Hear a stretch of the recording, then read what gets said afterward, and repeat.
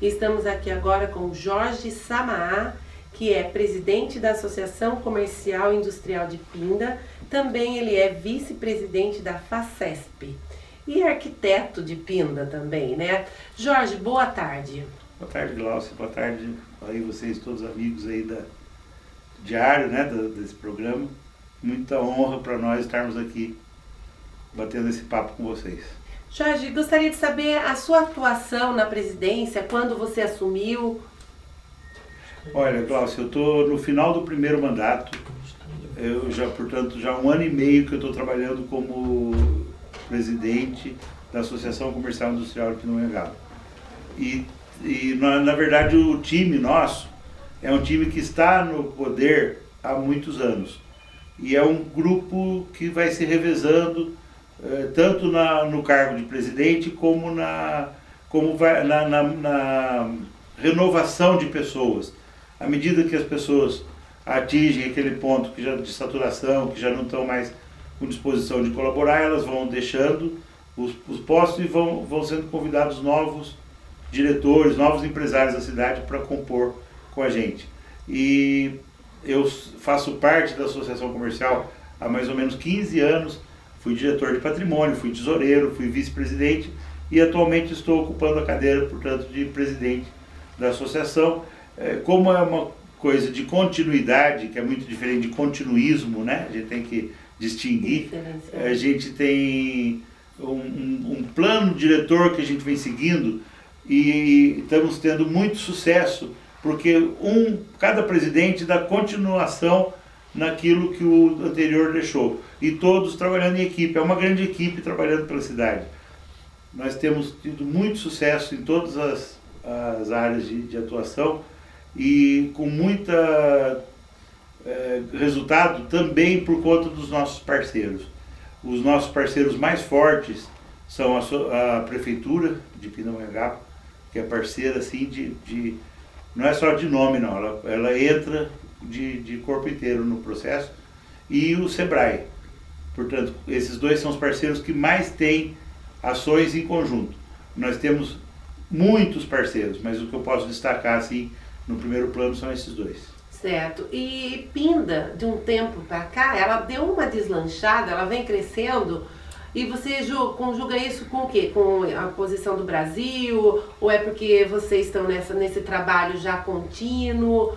É um todo? Como você avalia isso? Eu avalio isso como um conjunto de situações todas favoráveis. Nesse momento não tem praticamente nada agindo contra esse desenvolvimento.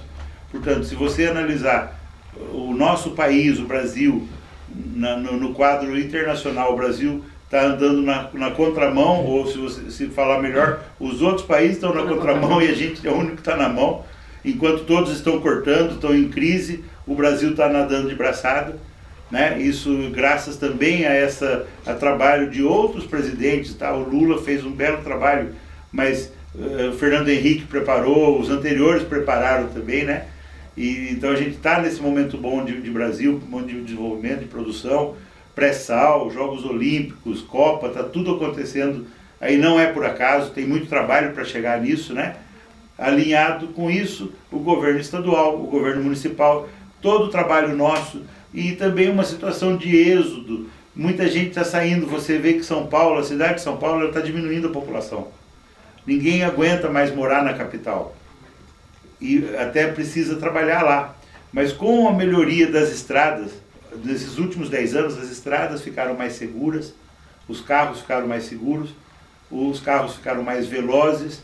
Portanto, hoje é muito fácil, uma coisa que há 10 anos atrás parecia utópica, que é você morar em Pindamonhangaba e trabalhar em São Paulo. Então você sai de manhã da sua casa em Pindamonhangaba, vai para o seu posto de trabalho, trabalha, retorna ao fim do dia e você está na sua casa. Portanto, as distâncias diminuíram. E isso provocou o êxodo, as pessoas querem sair, querem morar longe, querem ter mais qualidade de vida e portanto, está colaborando com o desenvolvimento da nossa região. Você é presidente da Associação Comercial. Como está o comércio lá? Está muito bom. O comércio está... Ele melhorou ou ele aumentou? Ele melhorou.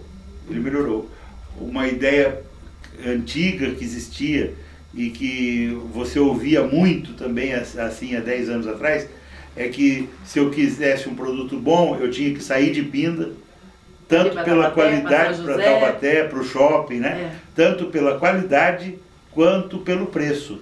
Hoje não existe mais isso. Hoje você tem toda a diversificação de produtos que você procura. Você encontra em Pindamonhangaba e você encontra com preços normais de mercado. Não tem mais aquela coisa de preço muito alto. O nosso mercado está muito bom. Nós temos 2 shopping centers em construção em Pindamonhangaba, os 2 começando obras. Tem muita perspectiva de crescimento do parque industrial também. A Villares anunciou anteontem, a Gerdau, que mudou de nome, né? A Gerdau anunciou anteontem uma quase que duplicação da sua planta. Então ela vai duplicar quase a produção, o número de empregados. Portanto, é um vento muito bom que está soprando para a nossa região. E não dá para falar só em Pindamonhangaba, Glaucio. Você pode ter certeza que é regional. Hoje, a conurbação, né? Você não distingue mais o que é Pinda do que é Taubaté. A rodovia Dutra, estamos ligados. A rodovia Dutra é apenas uma avenida. Eu brinco muito que ela é a Marginal Paraíba, porque lá em São Paulo tem a Marginal Tietê, a Marginal Pinheiros. A Dutra é a Marginal Paraíba, que ela anda do lado do Rio Paraíba. E é uma avenida grande que tem aqui, que liga essas nossas cidades. E quando acontece uma coisa negativa em Taubaté, isso tem repercussão negativa em Pinda, em São José, em Caçapava e vice-versa. As coisas boas que acontecem em Taubaté são boas para Pinda também. Eu tenho centenas de pessoas que residem em Pinda e trabalham em Taubaté. Centenas de pessoas que residem em Taubaté e trabalham em Pinda. Portanto, é uma grande região e a gente tem que conversar sempre essa visão macro, né, tá? Não tem mais aquela coisa de a aldeia, as tribos guerreiras, isso já acabou. É uma região única e a gente tem que trabalhar em conjunto. E a gente está trabalhando Eu acho que isso deve deixar só para o futebol, né? Taubaté, São José, Guará, Taubaté, Pinda. Pinda nem tem time de futebol, né? Então, daí... É verdade. Porque até Guará eu acho que está ficando praticamente uma cidade, né? Se você olhar... até daqui a 15, 20 anos, nossa região, na verdade é uma região bem grande, de São Paulo a Rio, vai ser a maior megalópole da América Latina. Vai unir tudo. Vai ser uma cidade, não vai ter área rural no meio. Vai ser uma grande cidade. E nós temos que ter essa visão. Isso, a gente já não tem mais jeito de crescer aqui para o centro. Se você vê Taubaté, já está encostado em Pinda, já está encostado em Caçapava, Caçapava já está encostado em São José. Então, quer dizer, isso agora vai ser daqui para frente só assim, né? Exatamente, exatamente. E aí nós temos que olhar para o futuro nessa questão do crescimento e nessa questão da infraestrutura. Um problema que eu vejo é que o poder público, o investimento público não acompanha o investimento privado em mesma velocidade. Então, enquanto está construindo prédio, construindo casa, construindo indústria, construindo comércio, as estradas não estão acompanhando, as infraestruturas de água, luz, telefone, trem, deveria ter ciclovia, os edifícios públicos não estão acompanhando essa aceleração, essa velocidade. E isso gera a médio prazo, gera uma perda de qualidade, sabe? Porque eu acho que para a gente continuar... Segura um pouco, né? Segura, porque ter só casa, não adianta eu ter casa, eu preciso ter casa, mas eu preciso ter um parque, eu preciso ter um museu, uma escola, uma estrada, uma estrada, não uma Dutra, porque a Dutra ela já está entupida. A Dutra já está entupida. Hoje não tem mais hora ruim na Dutra, toda hora é hora ruim. Toda hora Antigamente tinha o pico, né? De manhã e ao fim agora não. Agora qualquer hora você está sujeito a parar na Dutra. E não é solução. Eu vejo muitos colegas aí levantando bandeira de duplicação da Dutra. Não vai resolver, não vai resolver. A solução é mudar a modalidade, é partir para outro modal. Tá? É você investir muito dinheiro em trem de qualidade. E nós temos umas estradas aqui, é muito fácil adaptar. Nós poderíamos ter uma rede de trem ligando toda a nossa região aqui, com linhas urbanas, né, e interurbanas, para transporte de massa, para transporte público. Você, como arquiteto, você tem uma visão diferenciada, assim, da nossa. Você fica constrangido quando pensa assim? Porque você poderia até fazer, vou esboçar isso daqui e passar para os prefeitos, para o governador, porque tem chance de fazer de outra forma, não tem? Com certeza que tem. A gente fica assim, constrangido, a gente fica com porque quando você não tem a visão, você não tem aquele visão lá na frente. Agora quando você enxerga, você fica frustrado, não fica? Sim, mas eu sou brasileiro, eu não desisto nunca. Então, mas se tem condições, por que não fazem? Olha, tem uma coisa que, um empecilho aí que chama vontade política. A vontade política, e até é boa a vontade política, o ruim não é a vontade política, o ruim é a falta de vontade política. E quando não há vontade política, tudo não sai. Tá? A gente tem ideias boas, a gente vê coisas boas, não sou dono da verdade. Eu tenho visto outras pessoas e outras entidades multiplicarem e divulgarem e anunciarem esses projetos, mas parece que isso tudo cai no vazio, porque cada um está olhando para o seu umbigo e a falta de vontade política acaba por emperrar essas ideias, esses processos. A gente também não quer ficar lutando muito, sabe? Porque eu tenho as minhas ideias, mas eu tenho que sustentar a minha vida também. Eu tenho meus filhos.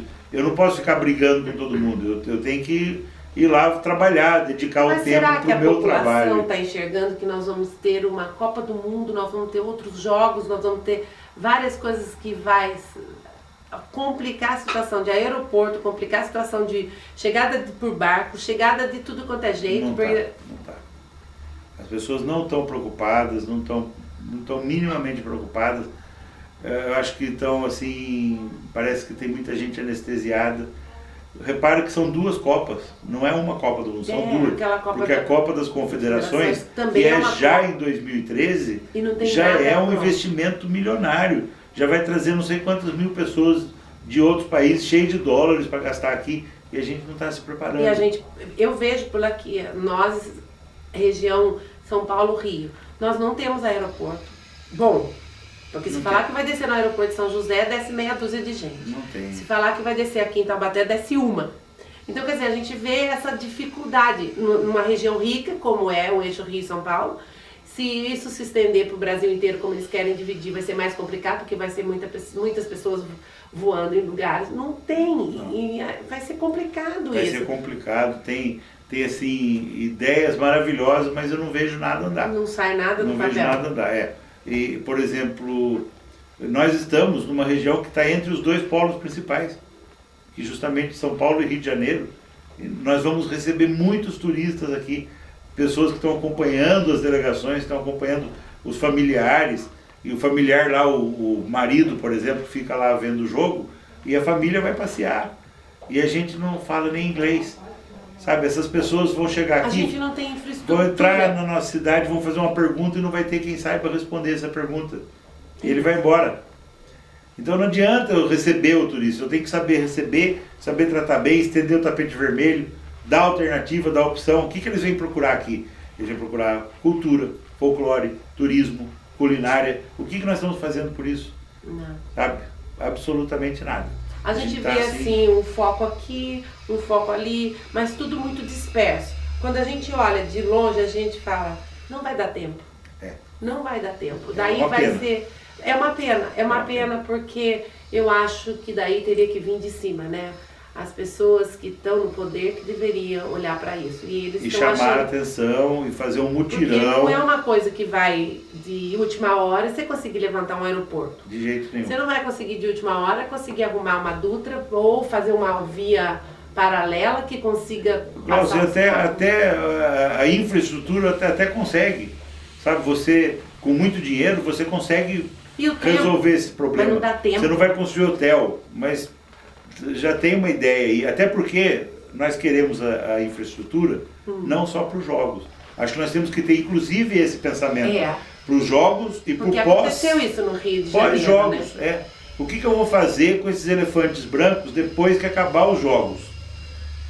E mais, eu acho que a visão é muito mais profunda. Veja, hotel, não tem hotel, mas se tivesse hotel, eu ia ter um hotel gigantesco ou vários hotéis gigantescos. Na hora que acabassem as Olimpíadas, os hotéis iam fechar as portas e iam ficar lá abandonados.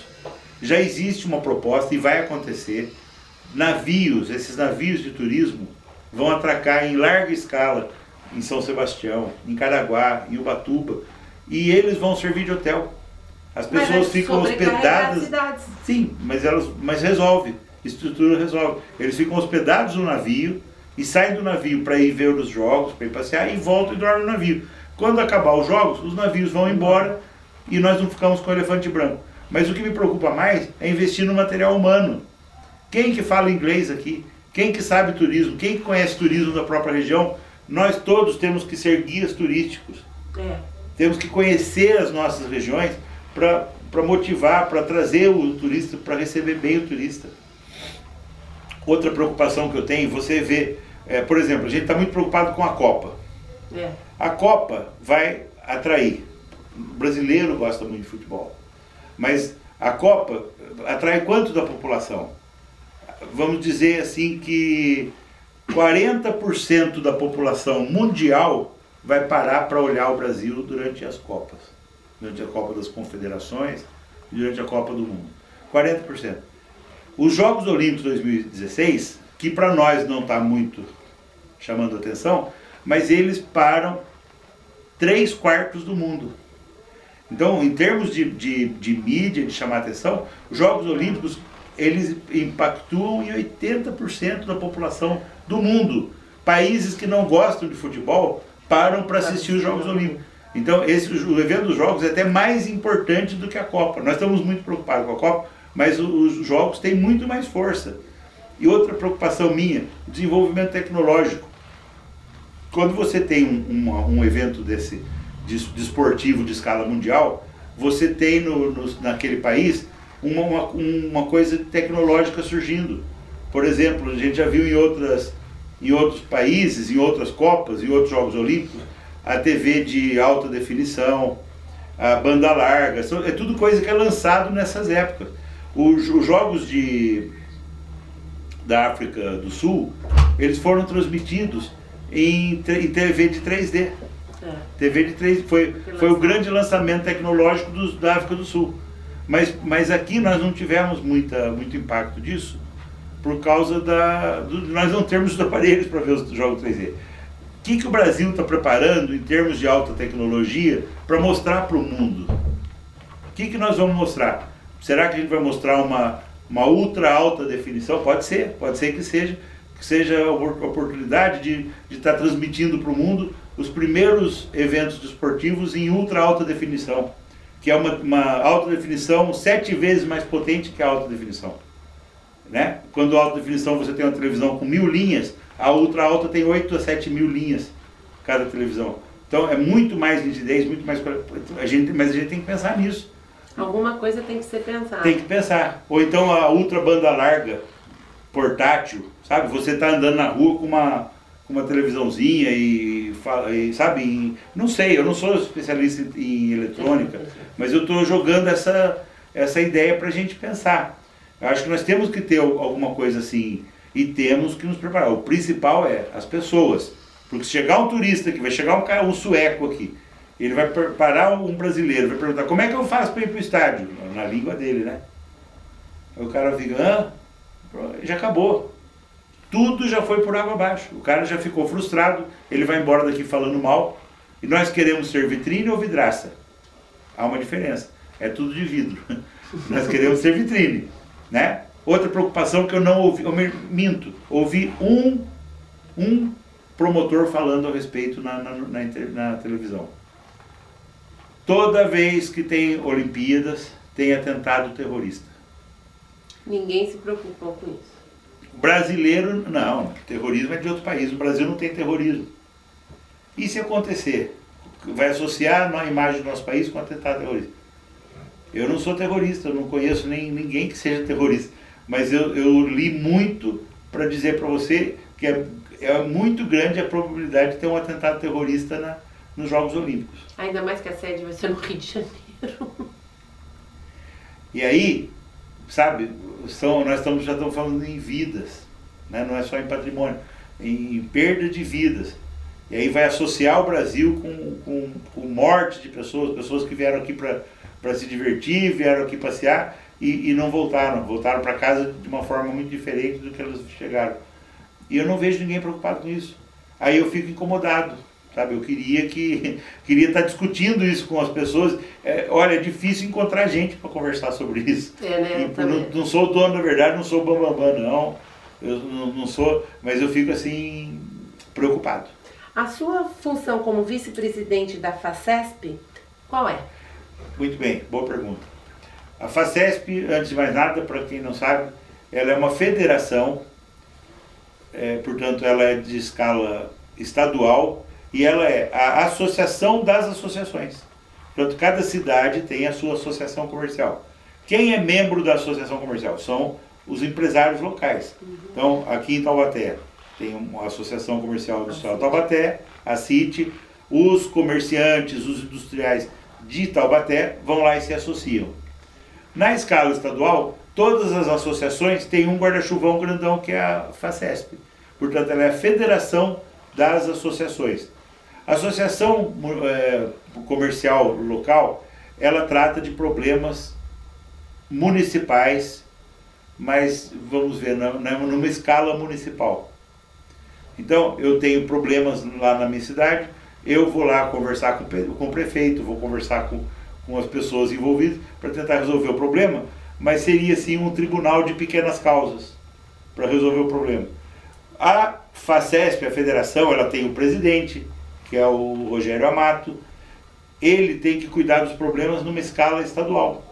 Então, são problemas que eu sozinho não consigo discutir, que a Sandra aqui de Taubaté sozinha não consegue, mas o grupo, o movimento das associações, expressado através da federação, consegue sim problemas de escala maior, sabe? Problemas da indústria, problemas que estão acontecendo grande e que não tem ninguém além da FACESP para cuidar. A FACESP tem um presidente e ela tem 20 vice-presidentes no estado de São Paulo.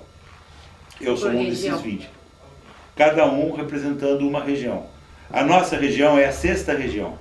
Portanto, é chamado RA6, que é a regional número 6, e ela inclui nesta região os municípios do Vale do Paraíba, Litoral Norte e Serra da Mantiqueira.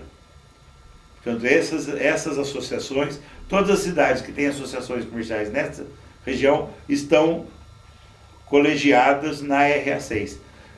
No estado todo são 20 regionais e nós levamos sempre as questões para discutir na esfera estadual, lá em São Paulo, na FACESP.